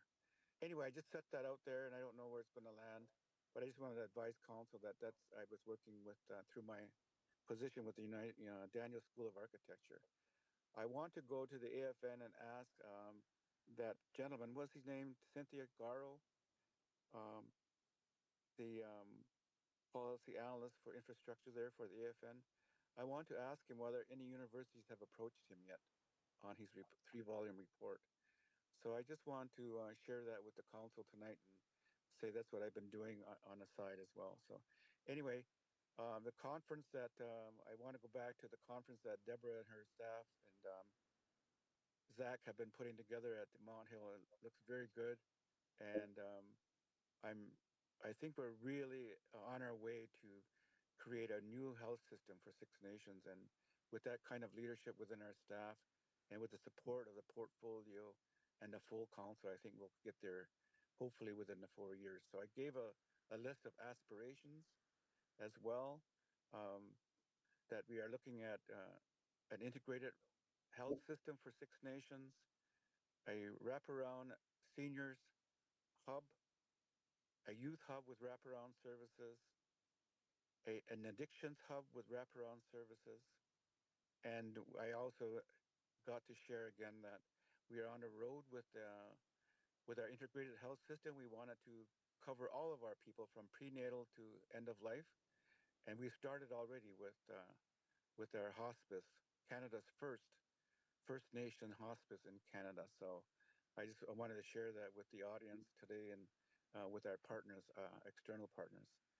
So that's what we did at the well-being, and hopefully we'll continue on down that road. That's all I have for tonight. I know I'm not there live, but I'm in the parking lot here as I'm sharing this. So that's it for me, Steve. Okay, thank you, Amos. I have a couple questions for you, Amos.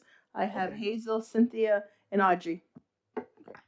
Amos, I was just wondering, um, with regard to that health services multi-sector service accountability agreement, Right. remember it was to have Jennifer Court sign Schedule F, the form of compliance declaration pursuant to multi-sector service accountability Right. between Ontario Health and the Hamilton Niagara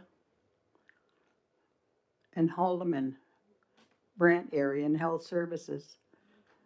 Was that a timely thing? Did that have to get signed sooner? I don't recall. It was time sensitive, but we're already late. It's already late. So we're going to put it on our next agenda. Oh, I see. Okay, then thank you. We didn't have enough time to get it on these agendas this week because of what our Okay. rules, I guess, for getting agenda items put on our agendas. Okay, thank you. Yep. Cynthia? Yeah, Amos, you asked what was the name of the guy closing Yeah. the infrastructure gap guy? It's Yes. Matthew George.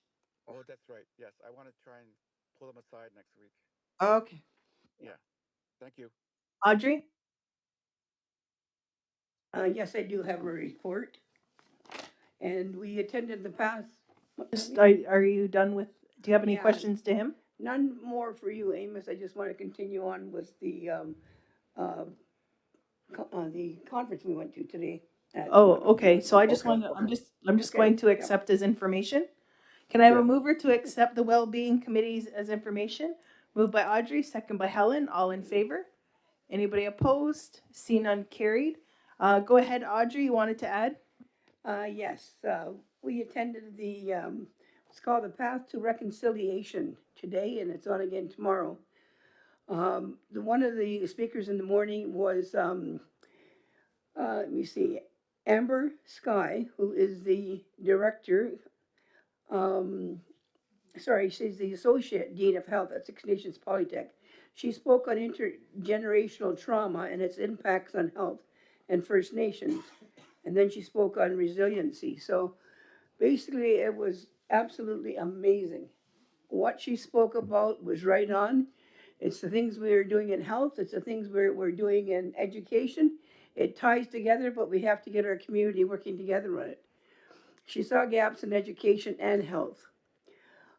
She let us know that colonization impacts on women's roles, displacement from our land, our people in our community, and it affects us negatively.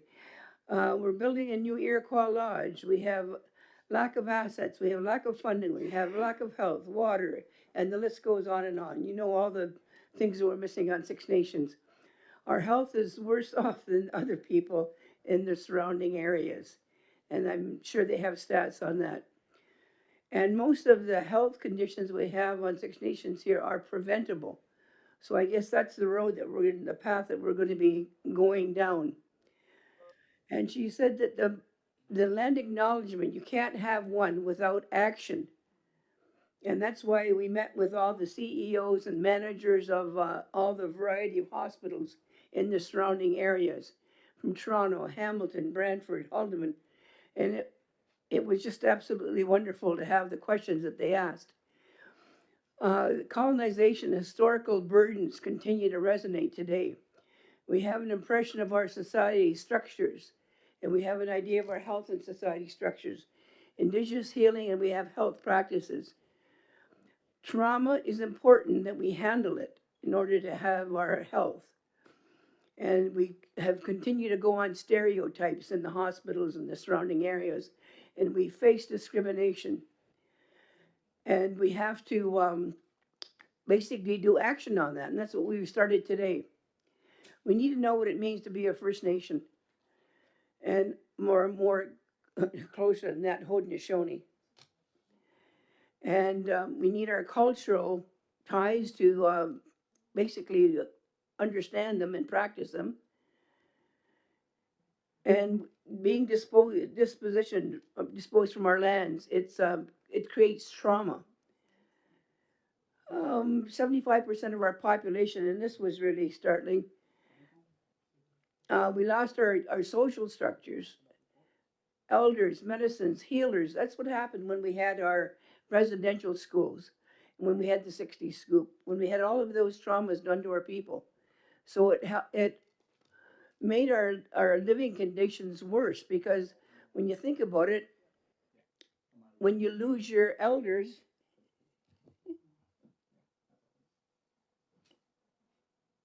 thank you, and getting back to living together peacefully with the two-row wampum, she said the royal proclamation was done and it was supposed to protect us, but the settlers didn't obey it. There was total destruction for our nations done with by George Washington. Cultural disposition as well. So our cultural ceremonies went underground in 1914. The Indian agents were assigned to all reserves, and Canada controlled what we did. We couldn't gather in groups of more than 3. We couldn't leave the reserve, and we couldn't get a lawyer without the Indian agents' help or permission. We had to wear regular clothing and not our regalia. It had an impact on our ceremonies, and people chose to go at night into people's homes for fear of getting caught or seen. And they started practicing that regalia was only for longhouses, which it's not. And they were worried about getting into trouble or sharing wrong information. The government used our money for a lot of things, and one of them was to build universities like McGill University, Welland Cadell, and the Indian agents did this. So we had to ask the government permission to do things, In fact, we're still doing that today. Can you give us a little bit of our money back, please? And that's not sovereignty.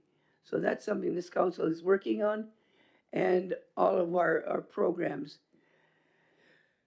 And we have two forms of government on the reserve, and we need to work together for the good of all the people here. And the residential school closed late 1980s, and the Indian Act made residential schools possible.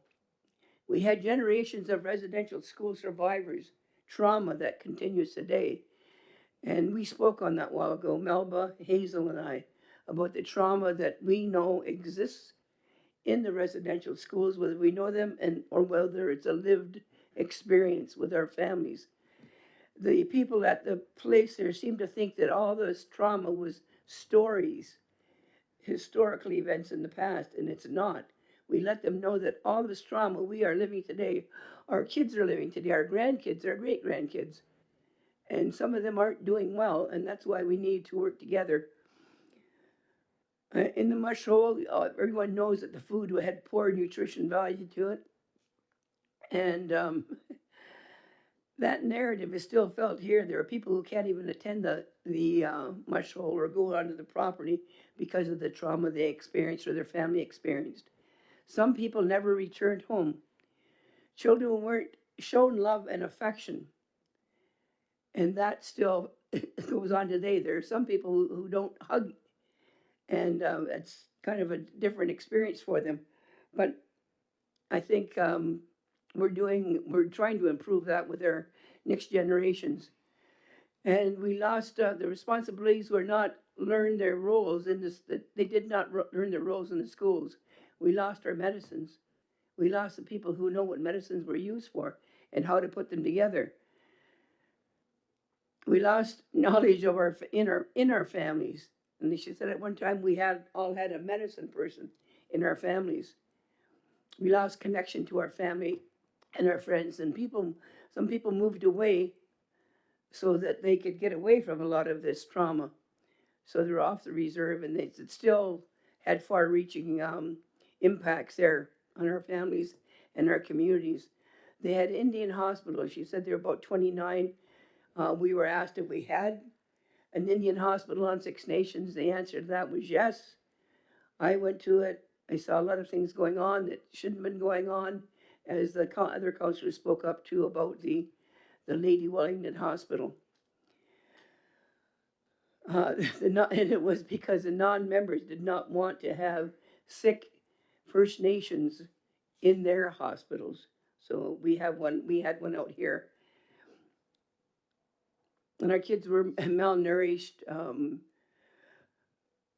Kids who were misbehaving were tied. They had casts put on them, and some of them had straitjackets put on them.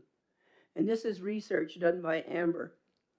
There were forced sterilizations and sexual abuse, poor doctors, and because of the impacts of the poor quality hospitals and the service you got there, we have many people still to this day fear hospitals. And it says we don't trust our own system of knowledge, and this is what they're encouraging, that our ways of knowing and being are just as important and should be recognized as the Western society.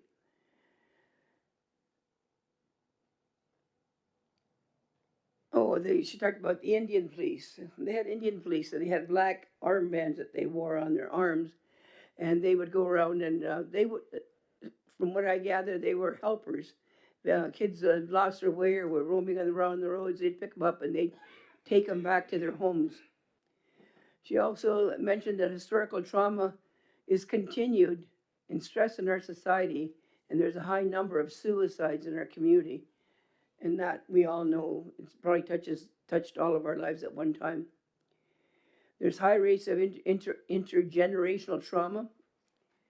And there's a thing called blood memory that she has research on.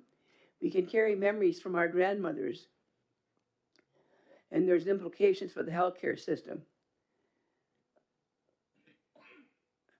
And people in our First Nations may have been denied their human rights.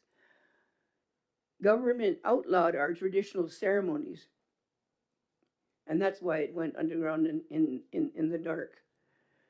Racism is alive and well in our healthcare system, and it is okay to be who you are. So there is a gap in health. Racism, we spoke about that, the counselors and I, and it's not a story and it's not history. It's present today happening in the surrounding hospitals. And that's why Deb Jonathan, I can't say enough good things about her, brought them all together so that um, we can find out and work together and have relationships with their surrounding communities so that we can attack some of these um, racism and, respect for one another. And we can treat each other with that type of respect. So it seemed to be well accepted by the people who attended. And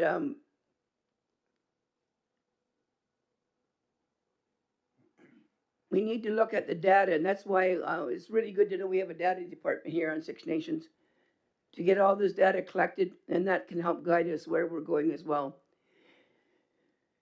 And it's important that we maintain our language and our culture, and we as people are resilient people.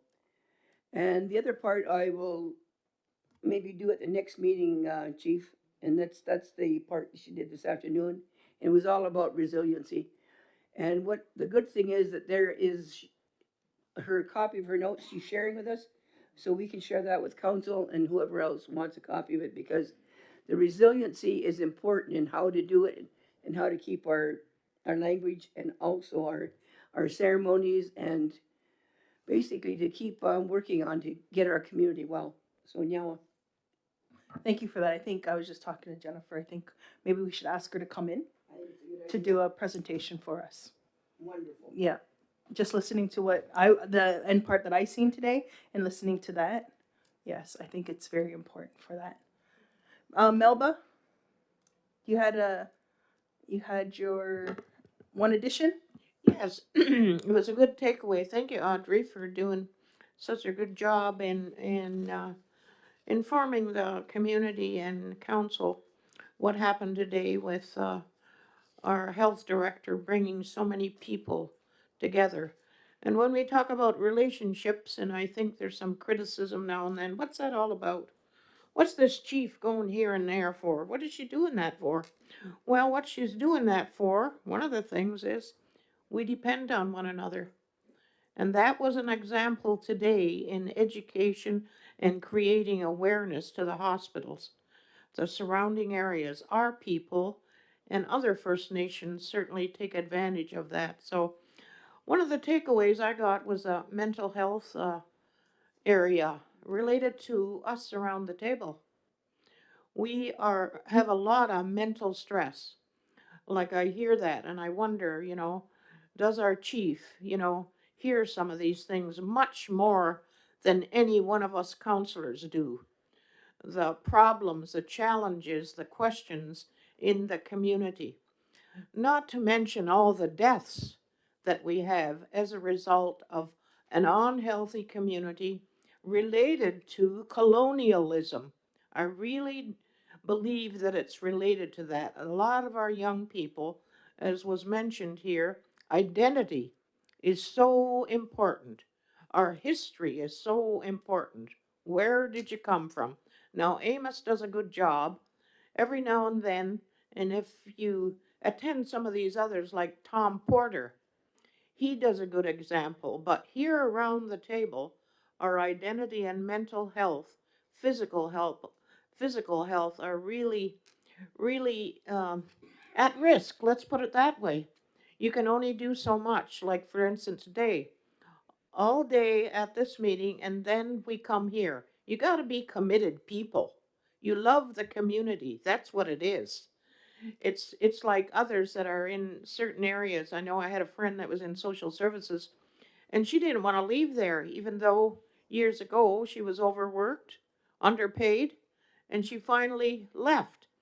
But here in this chambers, I wanted to get to it. You know, we're not proud enough to have things in our all on the walls. In the hallway when you come in, we should have our identity, who we are. Whether it's artwork, let's take advantage of our people who are so talented with making moccasins and look at Arnold Jacobs. It's just amazing what we could do. So hopefully this council will do that and lift our spirits, because it does do that to you. You don't, we may not realize it, but it does. It's a nice place to come when you can see who we are, proud. And we need that code of conduct too on a wall so we can behave ourselves at times, because we have some things that are said and it could be, you know, related to putting down people at time or each other. So we need to really look at our how we're treating one another. Let's not have any, you know, violence against each other, whether it's words or otherwise. But I wanted to say if council could follow up on that, and let's get to beautify this place. I know Hazel did a good job, and she always did in the community with our plants, and now what changed to vegetables and things like that for people. So if we could do that, that's my big takeaway: is our mental health and our history, and how our people are struggling with the generational cycle that has been handed down. We know that parenting hasn't been the greatest because uh, they just weren't taught.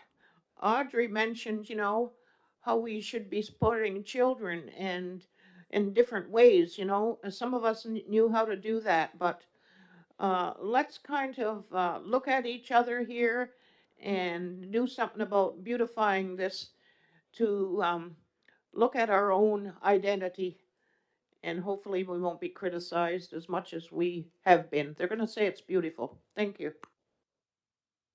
Thank you. Hazel? Yeah, I just want to add to what the discussion is currently, and today I can't get over the information that was shared and the way it was laid out. It started out with Rod, what's his last name? Rod Miller and Bruce. You know, they gave their opening addresses and they talked about why you give the opening addresses. And then the pattern that was laid out to get the message to the people that were attending from all of the surrounding hospitals, etc. But one thing that really amazed me was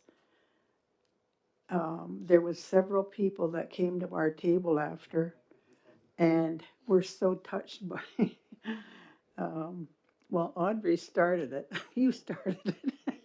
No, anyway, she talked, and then Melba talked, and then I did, on things that we knew as our traumas. And they came over to the table, and this one nurse from McMaster came, and she was crying. And that was really touching to me. Like it, I had all I could do to keep from crying myself. And I said to Melba, these tears don't want to stop. And then there was another one come by. Like they were so thankful. And I was really impressed by how well they were listening, getting the true picture and saying, I didn't know you went through this. And see, like, if there's no better way to show somebody what you mean by how bad the Native people have been mistreated. And I don't know, I can't hardly wait for tomorrow. Thank you. Thank you for sharing. So before we end, Dean is just going to talk about a meeting that's coming up. Perfect. Thank you very much, Chief. So this Thursday, November 28th at 6 p.m., we'll be having another pool community meeting. And I've heard the feedback from everyone in community, and I truly appreciate all of it. But at this time, I'd like to hear your voices in person this Thursday at 6 p.m. And we can come together and share our concerns, share our voices, and also but share our excitement. And maybe we would like to get involved And this is the opportunity because we'll be establishing a community board to have the decision making be put into your hands, community. So I hope to see you all there. And of course, refreshments will be provided this Thursday at 6 p.m. Thank you. And where again? At 6 p.m.?